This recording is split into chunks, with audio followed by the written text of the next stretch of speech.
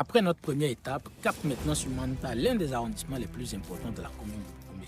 Réputé pour son dynamisme économique à travers son grand marché, mais aussi pour son poids historique et sa vaste étendue territoriale, Manta occupe une place stratégique dans la vie économique et sociale de la commune. Mais quels sont les défis auxquels cet arrondissement est-il confronté aujourd'hui? Quelles sont les attentes des populations? Et surtout, quelles approches de solutions envisagées pour un développement durable à la base? C'est autour de ces questions que s'ouvre cette nouvelle étape de Les Montagnes du débat. Quel développement pour notre arrondissement? Bonjour mesdames et messieurs et bienvenue dans Les Montagnes Médias. Alors, bonsoir chers invités. Bonsoir. Comment vous allez? Ça va très bien. Ça va très bien. Oui, à Manta ici. Oui. Ça va? Ça va. D'accord. Allez, est-ce que vous pouvez vous présenter? On commence par vous. Ici, c'est Kada Mouya. Je suis instituteur de carrière et de profession de moi et un élu communal de l'arrondissement. D'accord. Alors, mon cher. Oui, ici c'est Victor Nabaga. Et je suis étudiant. Et je suis en même temps le représentant des jeunes, donc CA des jeunes, du gouvernement des jeunes. Ici à Manta. Ici à Manta. D'accord. Allez, c'est pour nous vraiment un honneur de vous avoir pour cette discussion. C'est un exercice qu'on a commencé depuis la semaine dernière. On s'est dit qu'il faut aller dans les arrondissements, discuter avec les citoyens, comprendre un peu les réalités des populations au niveau de chaque arrondissement. Et voilà, et réfléchir aussi sur les approches de solutions. Qu'est-ce qu'on fait pour aller vers le développement? Et c'est justement la question qui nous réunit ici aujourd'hui. Et ma première question, je commence par vous, Monsieur Victor, c'est comment est-ce que vous voyez la situation de votre arrondissement? Est-ce que vous pouvez la décrire? Merci beaucoup pour avoir pensé à Manta, parce que je pense que tout le monde doit d'abord penser au développement de son milieu. Notre localité, depuis un certain temps, connu le sort de révolution. Je pense que on constate qu'au moins qu'il y a de changements. Il y a quelque chose qui est en train d'être fait pour son développement. D'accord. Alors, monsieur le conseiller, vous qui êtes en même temps instituteur, qui connaissez très bien les réalités des populations à la base, comment est-ce que vous pouvez décrire la situation de votre arrondissement? Vraiment, si je vais être honnête envers moi-même, je dirais que en ce qui concerne le développement, Manta n'a pas connu le développement en tant que tel. À voir les différents aspects, nous prenons le domaine de l'éducation, nous constatons avec regret la baisse progressive du niveau des apprenants. Et ceci est lié à l'irresponsabilité, à la fuite des responsabilités de certains parents. D'accord. Donc, nous prenons le domaine de l'électrification. Manta n'a pas été électrifié. Si vous le faites, vous allez voir le nombre de compteurs que Manta a. Si peut-être à peine 2 km de basse tension, ça veut dire que on ne peut pas parler de développement dans ce cas. D'accord. En tout cas, on est là pour ça. On va creuser, comprendre quelles sont ces réalités-là et en même temps, quelles sont les solutions qu'il faut envisager. Alors, et là, la deuxième question qui me vient à l'esprit, c'est de vous demander maintenant quels sont les problèmes. C'est vrai, vous avez dit, Monsieur Victor, vous avez dit que on sent quand même un changement progressif qui arrive. Mais déjà, est-ce qu'il y a des problèmes? Et s'il y en a, quels sont-ils? Mais c'est vrai, comme le conseiller vient de le dire, ici, il y a eu un changement, mais les paramètres qu'il a évoqués tout à l'heure ne sont pas à épargner. Et les vrais problèmes que nous avons ici, si on veut regarder simplement au niveau de l'éducation, on ne peut pas sentir qu'il y a un développement. Il faut que nous prenions l'aspect en général. Dans la commune, qu'est-ce qui se passe comparativement dans notre arrondissement? Si nous voulons parler en général notre pays, avant de descendre jusqu'à avoir notre niveau, moi je rends grâce. Je sais que tant que rien ne fait, et tant qu'il y a encore à faire, rien n'a été fait. C'est pourquoi je suis parfaitement d'accord de ce qu'il a dit. Une fois qu'on a eu déjà à commencer par faire l'électrification à Manta, il faut qu'on pense à le lotissement et l'eau. D'abord, donc il y a le problème de lotissement. Il y a le problème de lotissement. Il y a le problème de l'eau. Il y a le problème de l'eau. Et maintenant, les ramifications de l'électricité. D'accord. Sinon, ça fait déjà je dirais, les toiles d'araignée. Déjà, on a beaucoup de compteurs pour un seul compteur pour plusieurs abonnés. C'est vraiment pas bien. Et de longue distance, on va tirer de 3 à 4 km pour pouvoir dire qu'on veut donner de l'électricité dans un village. Et ça ne marche pas. Et dans ce sens, on peut pas jouir pour dire que nous avons déjà fini de travailler pour se reposer. Il y a encore à faire. Il y a encore à faire. D'accord. Il y a encore à faire, c'est ce que dit M. Victor. Et vous avez déjà commencé d'ailleurs par parler de certains problèmes. Oui. Je reviens vers vous maintenant. Quels sont vraiment les problèmes de l'arrondissement de Manta? Il faut qu'on touche du doigt les réalités. Merci beaucoup. En termes de problèmes, moi je dirais peut-être que le vrai problème de Manta, ce sont ces filles et ces fils qui constituent son vrai problème. Ah oui. Parce que lorsque nous constatons avec l'aliénation intellectuelle, les gens qui ont des niveaux, mais qui n'arrivent pas à réfléchir, à décider en eux-mêmes de devenir ou bien de sortir de l'arrondissement, c'est-à-dire qu'il y a un problème qui se pose. Et partant de là, je vais dire que nous pouvons parler de quoi on appelle l'indépendance, ou bien la dépendance dans les prises de décision. Le fils de Manta attendrait qu'on lui dise ailleurs que c'est ça qu'il faut faire avant qu'il ne fasse. Mais ce que son frère va donner comme idée, il le rejette ça. C'est-à-dire que nous avons ce problème. Le problème de l'éducation familiale. Parce que lorsqu'on se réunit soi-même, personne ne viendra d'ailleurs faire ton bonheur. Wow. Et partant de là, vous allez voir tout ce qu'il vient d'aborder comme problème de lotissement. Manta était loti. Mais lorsqu'il s'agit, on a constaté que le lotissement de Manta devait être biaisé. Ce sont des fils de Manta qui se sont ralliés derrière ceux-là qui voudraient biaiser le lotissement de Manta. Concernant l'électrification de Manta, vous allez voir que les poteaux sont implantés sur les parcelles d'autrui. Mais en son temps, moi j'étais président du comité ABEM qui devait recevoir les sous et mobiliser les sous. Mais quand on a dit, mais ça ne va pas, les poteaux sont en train d'être implantés sur les parcelles d'autrui, ceux-là qui devaient descendre pour défendre l'intérêt de Manta, c'est eux-là encore qui sont ralliés derrière ceux-là. Et ils ont fait, après ils ont dit qu'il faut casser les boutiques. Parce que la boutique se retrouve sur l'animal ou bien sur la haute tension. C'est pourquoi je dis le problème de Manta. D'abord, ça commence par ses filles et ses fils. Voilà ce que je peux dire concernant le développement de Manta. D'accord. C'est le vrai problème, ça. D'accord. Alors, et quand on a fini de comprendre ces problèmes-là, la question qui me vient alors, c'est comment est-ce que vous voyez l'impact de ces problèmes sur les populations? C'est-à-dire comment ces problèmes se déteignent maintenant sur les réalités, sur la vie quotidienne des populations. Comment est-ce que vous voyez? Merci beaucoup.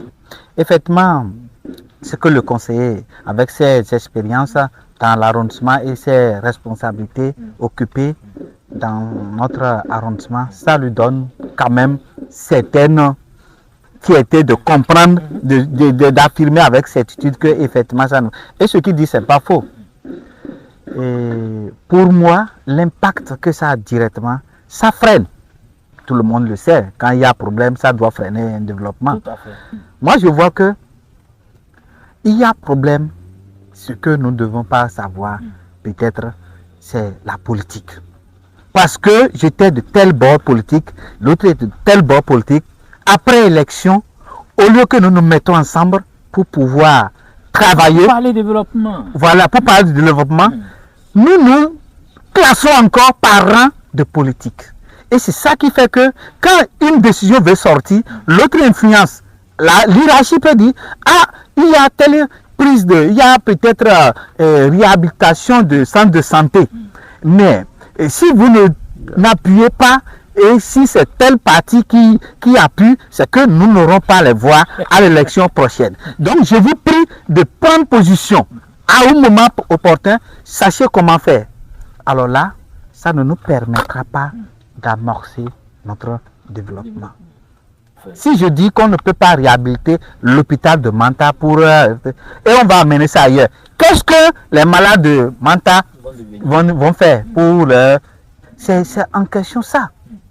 Donc si moi, en tant qu'intellectuel, comme le conseiller venait de le dire, j'accepte prendre part à une décision et je décide en défaveur de mon développement, c'est que je ne suis pas encore intellectuel. Si je veux me dire que je suis intellectuel et je vais décider... Vous parlez des intellectuels, c'est qu'il me manque encore des informations. Tout à fait. Moi, je me dis que affaire de politique, parti politique, ça ne doit pas influencer normalement des questions de développement. Au contraire, ça doit influencer positivement. Nous devons agir positivement. Et entre autres, il y a des petites guerres de clans familiales. On peut dire, lui, il est tel, il est au tamari de temps. Il est de telle famille, il est de telle famille. Si nous laissons telle famille nous dominer, mais qu'est-ce que nous allons devenir? Mon papa et le papa de l'autre ne s'entendaient pas. Nous n'allons pas accepter que ce soit lui. Alors, et donc il y a tous ces problèmes. Il y a tous ces problèmes-là. Si quelqu'un veut décider, on va voir que c'est telle personne qui... Bon, je sais que ce n'est pas à Manta seul, on trouve ça ailleurs. Autre chose, la diaspora, ceux qui ne sont pas ici, qui sont d'ici quand même, qui ne sont pas d'ici, quand ils entrent, qu'est-ce qui nous apporte de bien pour notre développement? On n'a pas encore constaté quelque chose que eux nous apportent. Au contraire, les fils et filles qui sont les vrais intellectuels du milieu, on ne les voit plus. Quand ils deviennent puissants, hop, ils vont s'installer ailleurs et profiter de leur vie pleinement. Et les autres qui sont là et qui parlent du développement, qui souffrent, c'est comme si nous sommes dans un trou. Celui qui arrive à se libérer, il disparaît.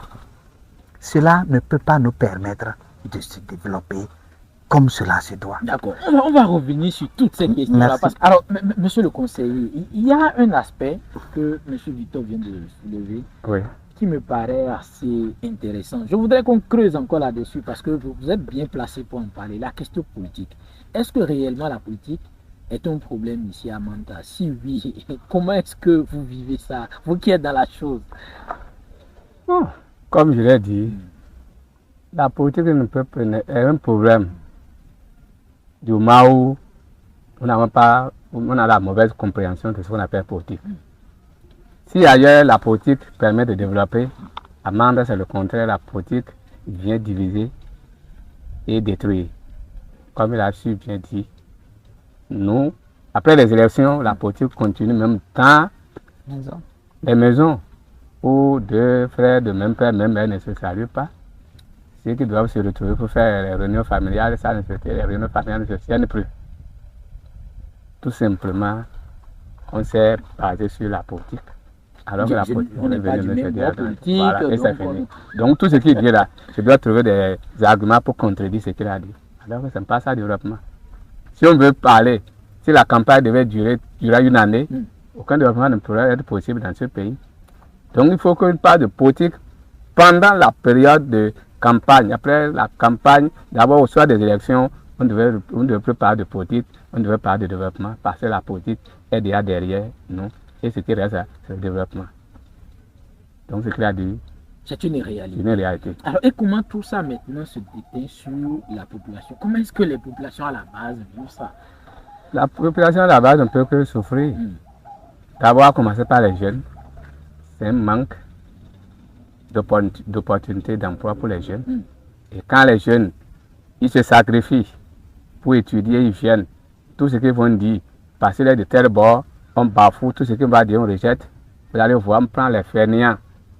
Et c'est eux qui vont dire, non, ça sert, tout ce que le fainéant va dire, tu n'as pas d'idée, ce qu'il dit, ça sert qu'on soutient. Pas fini, il va se trouver, il va se dire que bon, je ne sais à rien, et c'est comme ça, il se donne à la boisson, à l'alcool.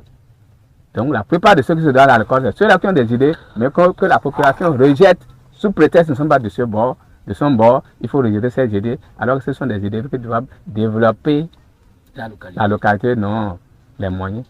Si tu déposes 1 milliard à quelqu'un qui ne sait pas comment faire, il va multiplier ça, il ne peut pas se développer.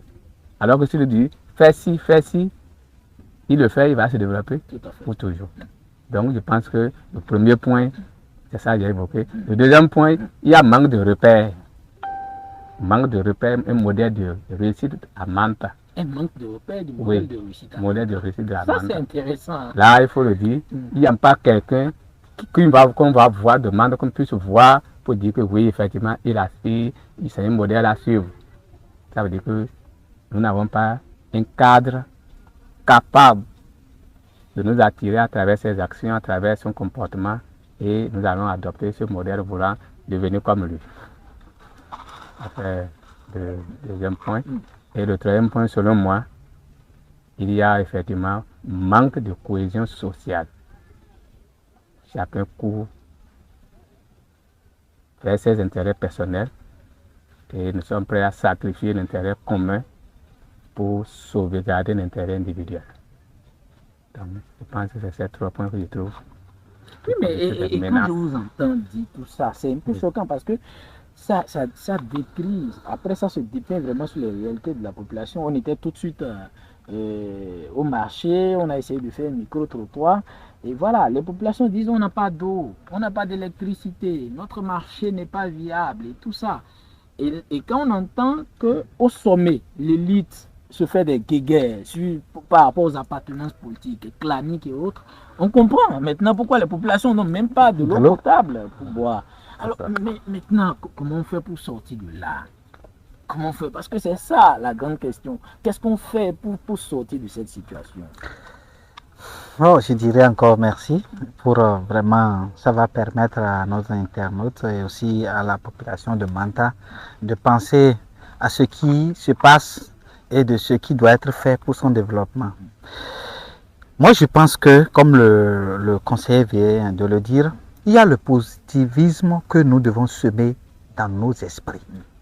Nous devons penser que ceci-là, en faisant ceci, ça doit nous aboutir au développement. Nous devons penser positivement et non chaque fois se mettre en cause. C'est-à-dire, comme c'est telle personne qui veut aller, est-ce qu'on aura vraiment le résultat? Nous devons nous dire, si c'est telle personne, nous sommes sûrs qu'il y aura quelque chose de bon pour notre développement. En fait, c'est ça qui fait que nous ne sommes souvent pas unanimes pour un choix. Par exemple, pour désigner un conseiller, pour prendre des décisions familiales, pour envoyer quelqu'un prendre le sel à la maison, par exemple, on peut se dire, si c'est lui-là, est-ce que sa manière de faire, son impolitesse-là, va permettre qu'ils vont nous donner ce qu'on l'envoie chercher? C'est pourquoi, déjà, dans nos esprits, on doit, dans la base, c'est-à-dire dans la famille, déjà parler du positivisme dans les familles. Du positivisme. Effacer les esprits de critique qui ne donnent pas impression au développement. Je ne peux pas être en train de mon petit frère qui a fait ceci, et quand on sera en train de parler, je vais dire, ah lui là, à la maison là, tel que je souffre avec lui, est-ce qu'il va me faire du bien quand là il est en train d'aller, arrêtez-le. C'est ceci là, ça ne peut pas nous permettre. Ah, quand j'étais candidat, lui, il a lutté pour que je ne sois pas élu. Et pour que, comme je suis élu, c'est lui qui voulait prendre. Je ne veux pas le croiser sur mon chemin. Si nous devons penser à cela là, cela ne peut pas nous permettre de développer. Oui, mais Victor, on reste avec vous. Oui. Maintenant, comment est-ce qu'on fait pour inculquer ces valeurs, ces principes-là dans l'opinion générale? Parce que c'est ça le problème. Vous, c'est bien que vous le dites, comment faire pour que Ntia Mpo, de l'autre côté, puisse aussi commencer vraiment par semer ce positivisme-là dans son esprit, pour que ça devienne quelque chose de général? Anna, il faut la sensibilisation. D'accord. Il y a le conseiller qui a dit quelque chose, ça me paraît, c'est très bien. Je pense qu'il y a une initiation qui a été engagée à cet endroit. Nous devons voir ce qui manque à Manta. Actuellement, Manta a beaucoup de jeunes cadres, beaucoup d'étudiants, beaucoup de trucs, de jeunes compétents qui ne sont pas sur Manta et qui sont dans les coins. si vous fouillez, vous n'allez pas manquer. Je vous le dis avec certitude. Tout à fait. Nous devons chercher là où nous ne sommes pas encore compétents et désigner peut-être un comité pour pouvoir envoyer des jeunes à cette formation. Dans le cadre de venir nous sauver pour la situation que nous vivons. Nous voulons que quelqu'un soit nos enfants. Est-ce que nous avons pu envoyer quelqu'un se faire former dans le domaine? C'est ça que nous devons penser. Mais si nous devons, chacun doit se taper sa poitrine pour dire, ah, moi, je vais faire ci, je vais faire ça, ça serait toujours individuel. Et ça ne pourra pas nous permettre d'agir en termes de communauté. Moi, je me suis débrouillé sans aide de personne. Je me suis retrouvé quelque part et après, je me sacrifié pour tout le monde. Si je n'ai pas une très bonne information ou bien une très bonne directive, les gens vont me désorienter. Ils vont me dire, non, pourquoi tu te donnes beaucoup de peine pour les aider? Oh, ils n'ont rien fait pour toi quand tu souffrais. Tu vas peut-être reculer. Mais oh, si c'est que c'est eux-mêmes qui t'ont sollicité pour dire, tel que nous te voyons, tu es bon. Viens, nous allons te faire beaucoup de performances dans tel domaine. Et tu acceptes, tu viens. Et ils te cadrent à la sortie, en même temps, ils t'orientent pour les stages ou bien beaucoup d'endroits. Il y a cette redevabilité là. Tu vas te sentir que de moi, je dois à ma population. Même si tu étais comment, tu vas te dire, puisque avant de choisir quelqu'un, vous connaissez ses compétences.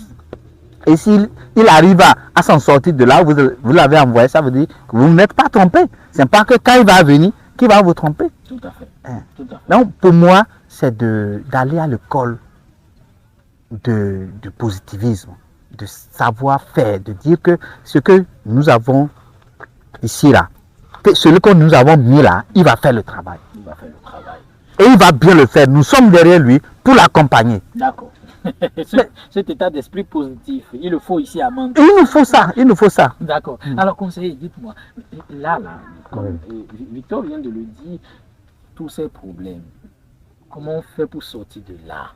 Non, comme il a dit, non, moi je viendrai pour dire, ce qui concerne les essais de solutions, bien, comment faire pour sortir de là? Il faut d'abord repartir à la base, renforcer l'éducation civique et morale, parce que c'est ça l'homme. Un homme bien éduqué ne peut pas se dérouter facilement. Mais tant qu'il n'a pas reçu une éducation, il n'a pas été rééduqué, tout ce qu'on aurait fait, même on peut l'envoyer en Europe, il va venir, c'est ses intérêts personnels, il va s'occuper. Mais et de façon maintenant pratique, en fait, Oui. comment est-ce qu'on fait? Comment on fait pour arriver à cette rééducation-là? Il a dit, il a parlé de sensibilisation. Dans nos jours, il faut les gens sensibiliser, il faut qu'on se retrouve autour d'une table, il faut sensibiliser pour qu'on sache que personne ne viendra d'ailleurs pour venir développer Manta. Personne ne viendra d'ailleurs pour représenter Manta. Mais il faut un fil de Manta pour représenter Manta. Et quand tu représentes Manta là, ça veut dire que c'est l'intérêt commun d'abord. Mais tant qu'on n'a pas mis cette éducation dans la tête de chacun, nous allons toujours faire des choses, faire des trucs, mais ça ne va pas marcher. En dehors de ça, il faut que d'abord, j'ai parlé tout à l'heure de la cohésion sociale. Il faut renforcer la cohésion sociale. Savoir que seul, je ne peux rien faire. Et il faut que ensemble, nous allons évoluer. Et c'est le développement collectif qui doit primer sur le développement individuel. Tant qu'il n'y a pas un développement collectif, nous allons beau faire, tu peux être riche, mais tu vas voir qu'il y a des brigands, il y a des voleurs, parce qu'il y a des gens qui sont mal éduqués bien. Les gens vont venir pour dire, bon, comment il a fait pour réussir, nous allons le tuer pour prendre ses biens. Alors que s'il avait une éducation collective et qu'on sait que le bien qui m'appartient, je ne dois pas le prendre, et que ce qui appartient à la population, c'est pour la population, ce qui appartient à un individu, c'est pour la population. Donc, je pense que là, on doit venir auprès de toi, demander comment tu as fait pour réussir, au lieu de chercher, on va le nier pour qu'il n'arrive pas à aboutir à cette chose. Donc, il faut d'abord qu'on renforce la cohésion sociale. Donc, savoir que nous sommes fils de Manta et ce qui nous divise, c'est tout petit peu ce qui nous unit. Ce qui nous unit, c'est le développement. Nos intérêts personnels, c'est ça qui nous divise. Mais l'intérêt commun, c'est l'intérêt de toute la population, de nos parents qui sont déjà morts et de nos enfants qui ne sont pas encore nés. tant que nous sommes divisés, ils vont en souffrir. Il a parlé tout à l'heure de l'eau. Lorsqu'il y a problème d'eau, ce n'est pas une seule personne qui en souffre, c'est toute la population. Donc, je pense que nous devons revenir sur ce point. Et le troisième point que moi je voulais aborder, c'est en ce qui concerne l'encouragement. Il faut encourager ceux qui ont de bonnes initiatives. Parce que ce n'est pas parce que j'étais ennemi à son papa que je dois toujours le poursuivre. Non. Peut-être l'acte que mon papa avait posé, ce n'est pas cet acte que moi je pose. Donc, celui qui a des bonnes initiatives, il faut l'encourager, il faut l'accompagner dans ces bonnes initiatives. C'est ça qui va permettre effectivement d'amorcer un développement réel dans l'arrondissement de Manta. C'est incroyable, c'est vraiment impressionnant ce que j'entends ici à Manta, parce que qu'on ait le courage de voir ces réalités, de les présenter comme ça, c'est déjà un pas, moi je pense, vers le développement. Alors, aujourd'hui, on est en pleine discussion. Je sais qu'il y a beaucoup de jeunes, de gens de Manta qui sont ici ou ailleurs, qui vont vous écouter, qui vont vous entendre. Quel message vous avez peut-être à leur adresser pour que vraiment nous sortions de cette situation déplorable que vous venez de décrire? Je commence cette fois-ci par vous, monsieur le conseiller. Vraiment, ça, si ce que je vais dire pourra entrer dans l'oreille de chacun, que on va mettre ça en application, ça, effectivement, ça va permettre à Manta de décoller. La première des choses, je dirais que il faut que nous ayons l'esprit de sacrifice. Il faut que là où se trouve un enfant de Manta qui ait l'esprit de sacrifice. L'histoire nous a réunis, on ne sait pas les conditions dans lesquelles nos parents se sont retrouvés ici. Non, sachant que c'est la volonté de Dieu, c'est la volonté de la nature de se retrouver ici. Et tout ce que nous devons faire, nous devons d'abord primer l'intérêt commun. Et si on se sacrifie pour le développement d'une localité, rien ne peut empêcher à qui que ce soit de nous, et rien ne peut nous empêcher d'arriver au bout. Nous devons également essayer de lutter contre l'affaiblissement social. Parce que je dirais que Manta représente le continent africain où les décideurs ou bien les dirigeants ne sont pas responsables de leurs actes. Les gens qui viennent d'ailleurs pour des fêtes ici et ils le font. Donc il faut que nous luttons, nous ayons le courage de dire non. Je suis individu, je suis dans une société et tout ce que la société décide, c'est ça qui doit marcher. Tant que nous allons dire que c'est la société d'abord, ça manda d'abord, personne ne viendra d'ailleurs pour nous manipuler. Donc, en quelque sorte, pour dire que nous devons lutter, tenir ferme devant la manipulation. Parce qu'en ce qui concerne la politique, en ce qui concerne le développement, c'est une concurrence là. Si je présume que c'est une nomination qui doit venir. Une fois qu'on arrive à nous diviser pour dire mais tel que tu veux nous proposer, c'est lui qui avait fait ci à ton papa, c'est lui qui avait fait ci à ton oncle.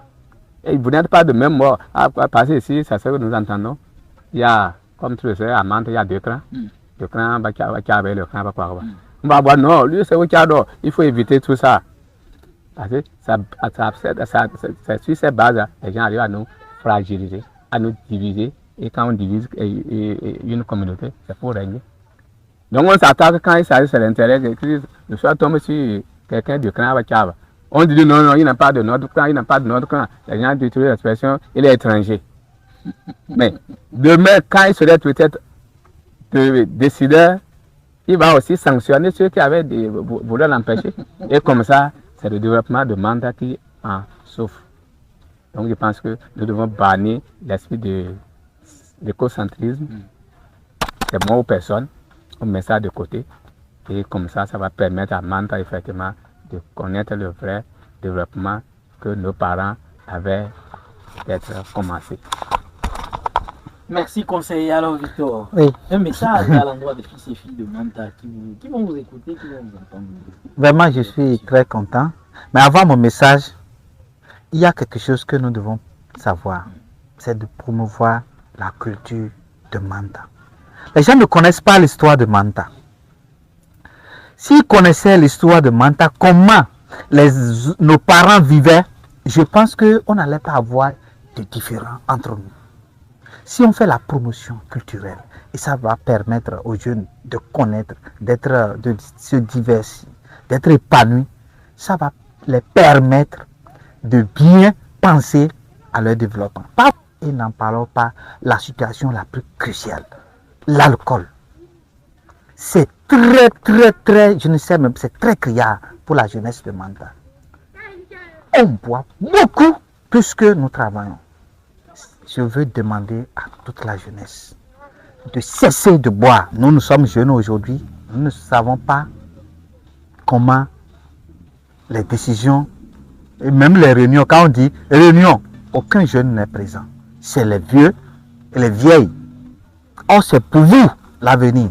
C'est vous qu'on doit laisser la responsabilité. Est-ce qu'un vieux qui est avec là peut devenir jeune pour rester encore demain? Ce n'est plus possible. Les enfants doivent, les adolescents doivent nous observer, nous, la jeunesse, pour sentir la volonté, l'engagement comme le frère, pour dire celui-ci c'est un modèle. Nous devons suivre l'exemple de notre frère là, de notre jeune là, pour pouvoir être aussi efficace. Grand frère, comment tu as fait et tu as pu faire ceci? Quelles sont les voies et moyens pour devenir ceci? Mais si on va se retrouver, si c'est pour boire, c'est pour parler des amis, des copines, la nouvelle fille qui est venue dans le village, ou bien comment fumer, c'est grave. Je veux que la population de Manta, la jeunesse de Manta, coopère, travaille pour oublier l'alcool, travaille pour l'avenir de sa localité. Merci. Merci, M. Victor Nabaga. Merci, cher conseiller Mouya Kada. Malheureusement, le temps qui nous a imparti est en train de s'achever. C'est sûr, je sais que vous avez encore beaucoup de choses à dire. On va certainement revenir. Il y aura d'autres occasions où on aura le temps d'aller encore plus en profondeur sur ces différentes questions. En tout cas, merci à vous d'avoir accepté de nous recevoir ici chez vous à Manta et aussi de s'être ouvert pour partager avec nous les réalités, les difficultés, les défis et surtout ce que vous voyez comme approche de solution à ces différents problèmes. Nous donnons rendez-vous très bientôt, certainement on va se retrouver d'ici là.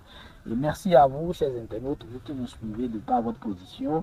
Merci encore. N'hésitez pas à partager aussi avec nous. Surtout, vous qui êtes de Manta et qui êtes de la diaspora et autres, n'hésitez pas à partager avec nous ce que vous pensez de cette question. Quel développement pour notre arrondissement? Dites-nous en commentaire ce que vous voyez comme problème. Quelle approche de solution vous proposez pour le développement de Manta? Parce qu'à la fin, il faut que Manta devienne un arrondissement développé, un arrondissement où il fait bon vivre pour les populations. En tout cas, on se donne rendez-vous, comme je l'ai dit d'ici là. Portez-vous bien. Merci beaucoup. Merci.